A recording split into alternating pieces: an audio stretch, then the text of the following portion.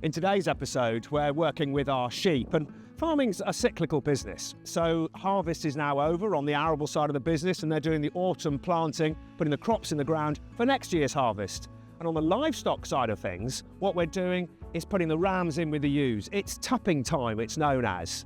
And with us, what we want to do is plan our mating of our sheep so that they'll give birth during February half term, during the gap between February and Easter, and then lots giving birth over the Easter holidays. And you can see the weather's closing in, it's cold, it's foggy, and that's because autumn is upon us. And it's during those autumn months when the day length gets shorter that the ewes start to ovulate so that they can conceive and get pregnant. And then the gestation period from mating to birth is 5 months. So they get pregnant now, and then they give birth in the spring. And we've got various different breeds on the farm, but today we're working with our primitive sheep.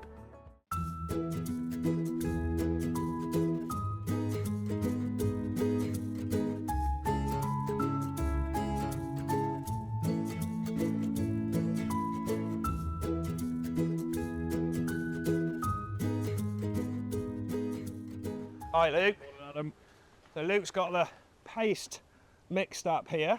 So this goes on their chests, and then when the rams mate with the ewes, we know when they're going to give birth, because we know the day we put the paste on.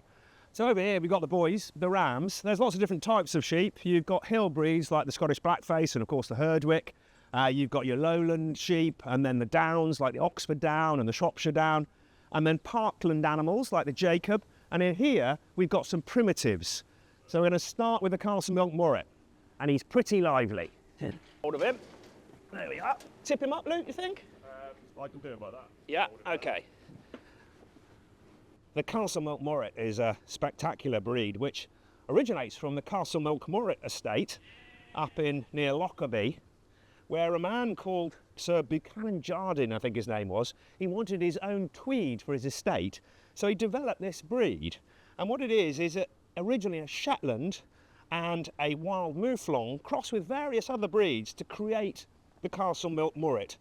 And a breed is identified when they breed true to type. So the lambs born are the same as their mums and dads, and the Castlemilk Moorit is a very good breed and has this beautiful wool. Moorit is Gaelic for mousy brown, and on the surface the wool is bleached by the sun, but underneath it's this lovely, rich, chocolatey colour. Really beautiful fleece for making natural coloured garments. Tremendous set of horns, and a smart looking fella. Right, is he ready to go?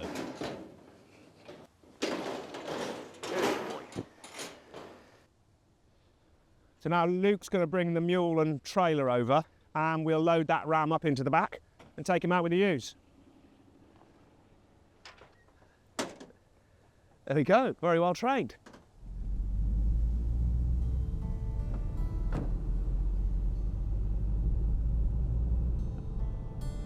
Right then, Luke, moment of truth. Yeah, let's let him go.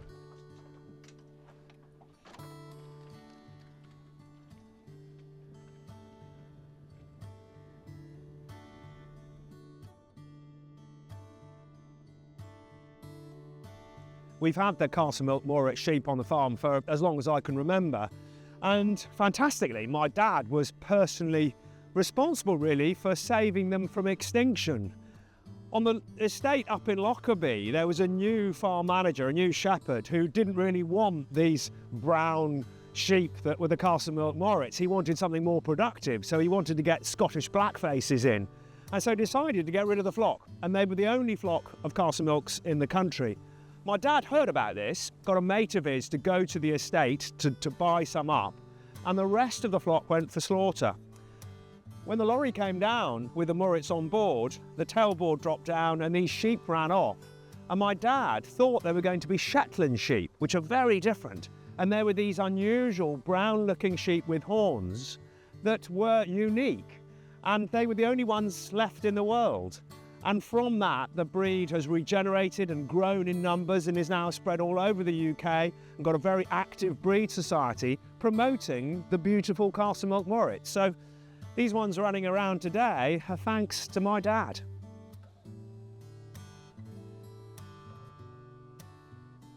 That's the Castlemilk Moorit done. Just got the the Shetland, and then the North Ronaldsay to do. The Shetland, obviously, hence its name, comes from the Shetland Islands. And a lot of these northern short tails, the primitive breeds, come from the Highlands and Islands around the UK. The Shetland come a whole array of different colours. The rams have horns, but the ewes, the females, don't, unlike the Castlemilk Moorit, where both male and female have horns. And the Shetland is renowned for having beautiful wool. And it's got these beautiful crimps, the little wrinkles in the wool. They say what you need is lots of crimps per inch, but lots of little tiny wrinkles per inch. And the wool, although this is a very hardy island breed, is incredibly fine and beautifully soft, lovely in garments. And they say that you can spin a shawl that is so fine that it can be pulled through a wedding ring. In fact, my sister made a shawl for my niece's wedding, and she can pull it through the wedding ring. Proves the point. Absolutely beautiful. Out of the way, Herdwick. This is the North Ronaldsay from the Orkney Islands, and I was very involved with my dad.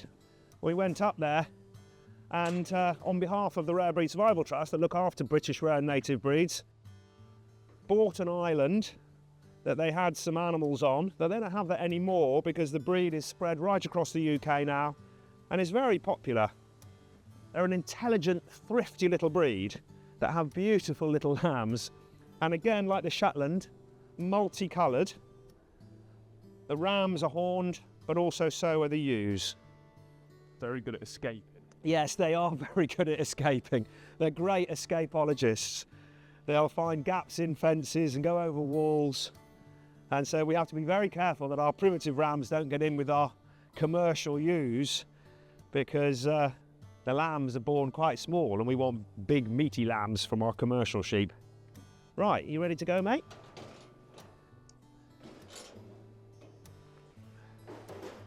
Go on then. Go on, up. Go on in the back. Okay.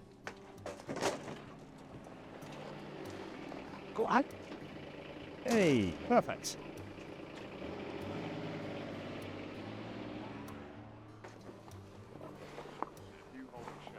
Okay. Hopefully come out, yeah.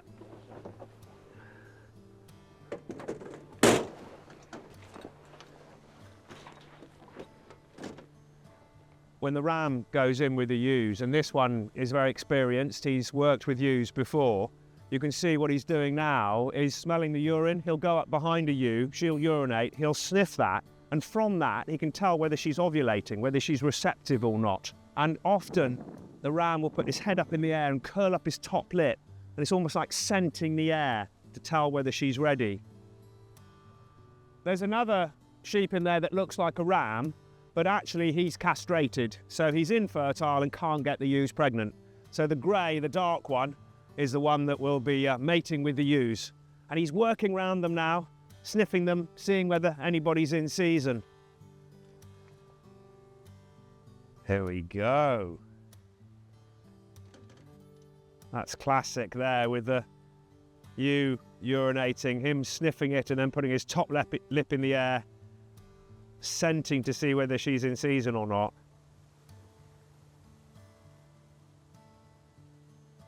Well, that's a good job done. We've got all the primitive rams in with the ewes, and hopefully in about 5 months' time we'll have lots of little lambs skipping about.